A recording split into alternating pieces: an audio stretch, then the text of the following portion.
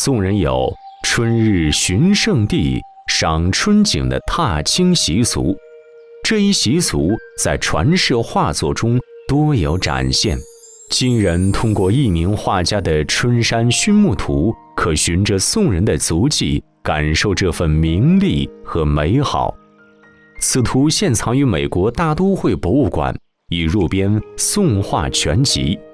画中2棵苍松自峭崖间破岩而出，枝干交错盘踞，长势以昂扬向上，以俯垂阴蔽，形成构图上的均衡。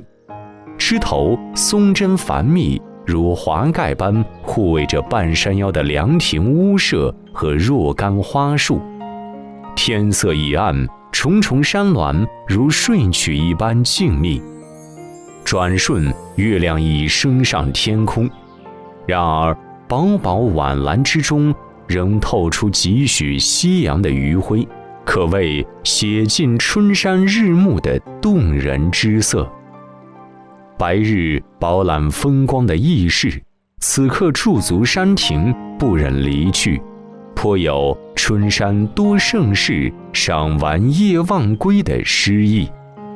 此作采用马夏派典型的边角式构图，人物和远山被置于画面下方，只占极少篇幅。2棵松树虽是吸引注意力的焦点，但松树的动势朝向却将观者目光引向了下方的景物。这种不直接将主角置于最醒目位置，借用旁的事物来间接指引的手法，符合文人含蓄内蕴的审美趣味。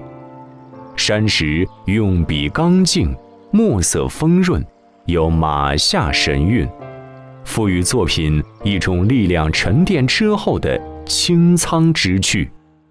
但崖上双松稍减灵傲之气，平添几许生意，配以下方的花树，很是符合这春日氛围。古人作画赏画，常能于其间品味出山林之乐，寄托悲喜思绪和人生理想。至此冬去春来，新年伊始之际，让我们也仿效古人，读画赏春，卧游天地，从精彩的画作里赴一场春日之约。